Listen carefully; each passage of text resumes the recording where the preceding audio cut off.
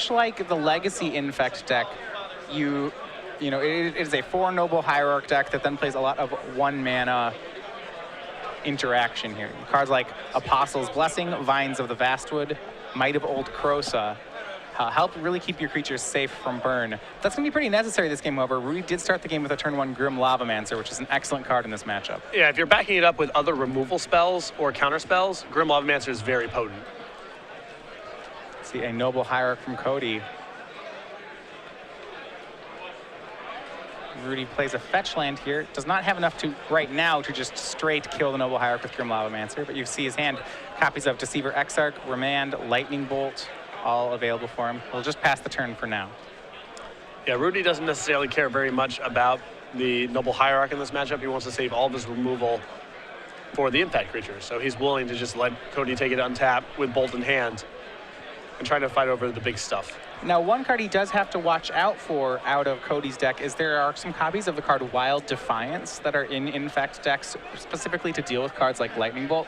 It's a 3-mana enchantment that when one of your creatures becomes a target of a spell, it gets +3/+3 until end of turn. So it just takes all your creatures out of Lightning Bolt range. Yeah, there's 2 copies in the main deck here of Cody's list and 0 copies in the board. Now, Grim Lavamancer will still do well against them. Cody fetching here. A lot of reaction in his hand. Spellskite, that's going to be a great one for him, but he has Twisted Image and Apostle's Blessing as well. He'll go for Spellskite this turn. And if at all possible, yeah, Rudy does not want to let this one resolve. No way. And it wouldn't surprise me if there was really no follow-up here in terms of a creature. Now, Spell Pierce here from Cody is very nice, gets the Spellskite into play, counters the Remand. But I think that if that Spellskite didn't resolve, you would not see Cody follow up with a creature, because his plan for this game is to use Spellskite to protect all of his small creatures from bolts and Grim Lavamancers and so forth. So Cody does land the Spellskite, which means both the Lightning Bolt and Grim Lavamancer in Rudy's hand right now are being covered by Spellskite. It's possible that Rudy will just use both of them to off the Spellskite. It is a really good card in this matchup. That's a lot of resources to use, but a lot of his removal is not effective with Spellskite on the table. Yeah, Rudy's remaining hand. He has Deceiver Exarch, Pestermite, Lightning Bolt, and the 1-of copy of Harvest Pyre in his hand. The Harvest Pyre in a little bit of an awkward tension with Grim Lavamancer at the moment. A bit of a non-bow. Rudy's graveyard definitely taxed right now. You see Cody, second copy of Spellskite in hand. He has a full 4 of those after board. And ready to fight over Rudy's Spellskites as well. He has a copy of Twisted Image, which he's boarded in. That card, a silver bullet in a lot of ways against Spellskite. Spellskite just one of the format's most powerful, most influential cards. Yeah, absolutely. Especially with Twin being as strong as it is right now. Yeah.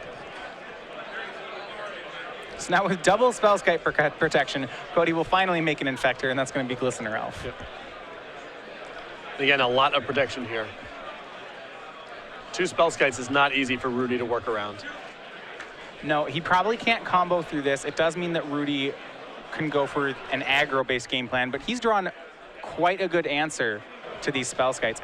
It's one of his copies of Engineered Explosives. Actually, his only copy of Engineered Explosives. You can see the issue here.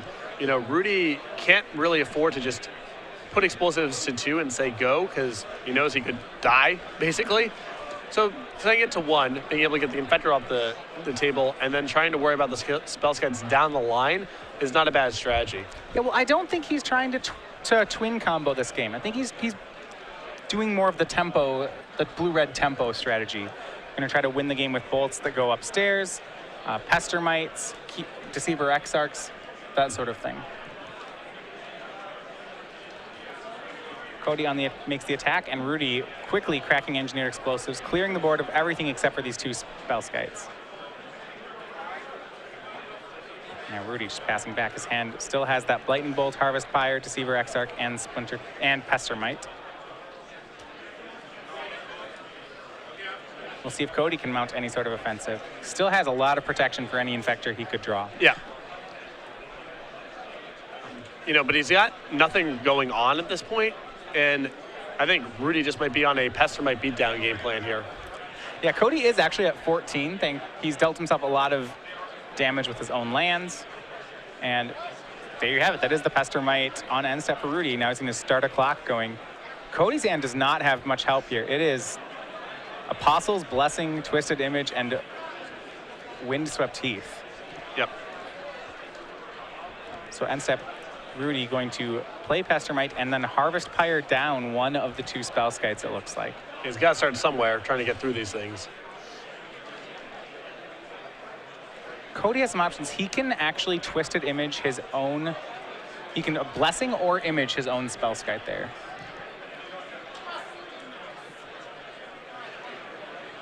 I mean, at some point, I imagine we'll just see Cody cycle off this Twisted Image. He can hold it to try to do onto the Pestermite to save a point of damage at some point. Looks like he's going to do that now. Yeah, just on end step cycles it away. He draws a land. Looks like Inkmoth Nexus though, and the drop of the turn was Blighted Agent. So now we'll have access to 2 Infectors, but he's at 10, and Rudy, remember, still at 0 poison. The race is 5 turn clocks for both of them. Rudy drawing a copy of Splinter Twin. That's not going to be too much help.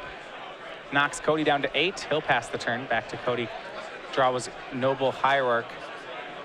She'll go ahead and get cast.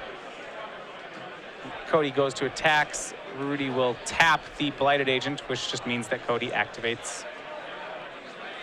Yeah, Cody will go ahead and activate Spellskite, so Rudy taps Spellskite instead. Blighted Agent swings for 2 poison, and we're back over to Rudy. Attack puts Cody down to 6 this turn.